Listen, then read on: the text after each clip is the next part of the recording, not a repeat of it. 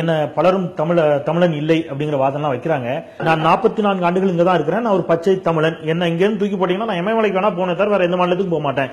என் பூமி இதுதான், என் மண் இதுதான், என் மக்கள் நீங்கள் தான். அதை நான் மதிக்கிறேன்.